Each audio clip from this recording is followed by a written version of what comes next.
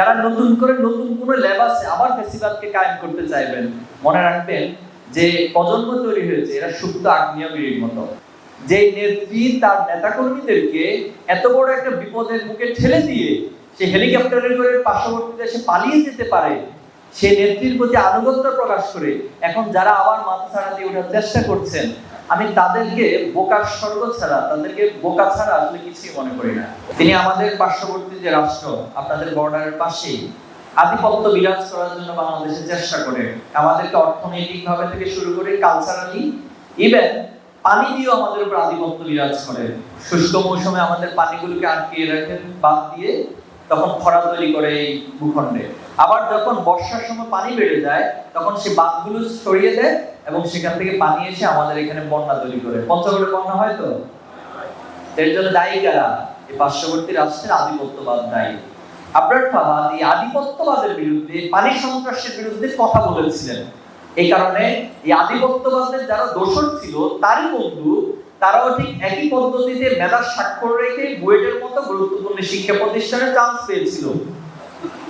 তাহলে তারা কি মেধাবী ছিল না? তারা কি দুনিয়ার দৃষ্টিকোণ থেকে মেধাবী ছিল না? অবশ্যই ছিল।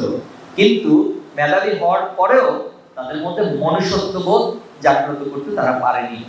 আমাদের এই বাংলাদেশ থেকে গত 15টি বছর দেশপ্রেমের মিথ্যা বয়ান তুলে, 71-এর মিথ্যা চেতনার কার্ড দিয়ে আমাদেরকে বারবার চেতনার বয়ান তোলা হয়েছে। কিন্তু তার বিপরীতে কি করেছেন? গত 15টি বছরে গণহত্যা চালানো হয়েছে। এখানে আলেম ওলামাদের উপরে গণহত্যা চালানো হয়েছে। আমাদের দেশের সবচেয়ে সেরা চৌকস মানুষগুলোকে হত্যা করা হয়েছে, সেনা অফিসারদেরকে হত্যা করা হয়েছে। আমাদের দেশে আয়নাগর তৈরি করে সে আয়নাগরের প্রচন্ড নির্যাতন করা হয়েছে যারা এই সরকারের বিরুদ্ধে কথা বলেছিল, যারা অন্যায়ের বিরুদ্ধে কথা বলেছিল। এগুলো কি মানুষের লক্ষণ ছিল? এই দেশপ্রেমের কথা বলে গত 15 বছর যে পরিমাণ অর্থ বাংলাদেশ থেকে পাচার করেছে, সে পরিমাণ অর্থ দিয়ে 4বার বাংলাদেশের বাজেট করা যায়। 4বার বাজেটের সমপরিমাণ অর্থ গত 15 বছরে তারা এখান থেকে পাচার করে নিয়ে গেছে। এর নাম দেশপ্রেম? এর নাম মানুষত্ব? যেই নেত্রী তার নেতাকর্মীদেরকে এত বড় একটা বিপদের মুখে ঠেলে দিয়ে সে হেলিকপ্টারে করে পার্শ্ববর্তী দেশে পালিয়ে যেতে পারে, সে নেত্রীর প্রতি আনুগত্য প্রকাশ করে এখন যারা আবার মাথা ছাড়া দিয়ে ওঠার চেষ্টা করছেন, আমি তাদেরকে বোকার স্বর্গ ছাড়া, তাদেরকে বোকা ছাড়া আসলে কিছুই মনে করি না। আপনাদের প্রতি যদি নেত্রীর এত ভালোবাসা থাকতো তাহলে তো সে এখানে থাকতো, এখানে হয়তো সে বিচারের সম্মুখীন হতো, তবে এখানেই মারা যেত। কিন্তু সে তো সে করে না, সে নিজেকে সেভ করে আপনাদেরকে কঠিন বিপদের মুখে ফেলে রেখে চলে গিয়েছে। কেমন বিপদ? আমরা দেখতে পেলাম একজনকে বর্ডারে কচুর পাতার উপরে বসে আছে, সেখান থেকে গ্রেফতার করা হচ্ছে। একজন নৌকা করে পার হয়ে যাচ্ছে, তাকে চেনার কোনো উপায় নাই, সে লেবাস সবকিছু চেঞ্জ করে ফেলছে। এই যে একটা নির্মম পরিণতি আপনাদেরকে রেখে গিয়েছে, এর জন্য দায়ী যে মূলত সেই নেত্রী ছিল। অথচ সেই নেত্রীর জন্য আজকে আপনারা আবার নিজেদেরকে ঝুঁকির মুখে ফেলছেন।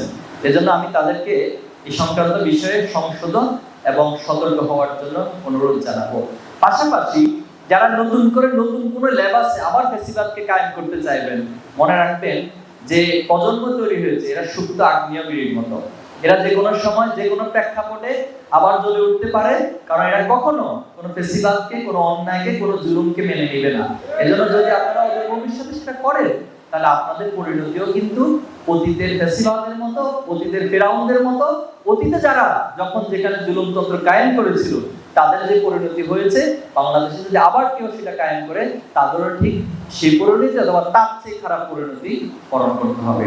এজন্য আমরা আপনাদেরকে যারা আগামী দিনে দেশ করবেন তাদেরকে বলবো সবসময় ন্যায়ের পক্ষে থাকবেন, অন্যায়ের সবসময় বিপক্ষে অবস্থান নেবেন। যদি আমার বাবা, আমার সন্তান, আমার বড় ভাই, আমার পরিবারের কেউ অন্যায় করে, আমি সে অন্যায়কে অন্যায় বলতে ন্যূনতম কুণ্ঠাবোধ, ন্যূনতম হীনমন্যতা প্রকাশ করব না। আমি ন্যায়কে ন্যায়, অন্যায়কে অন্যায় বলবো। এই ধরনের প্রজন্ম, এই ধরনের মেধাবী প্রজন্ম মূলত ছাত্র শিবির তৈরি।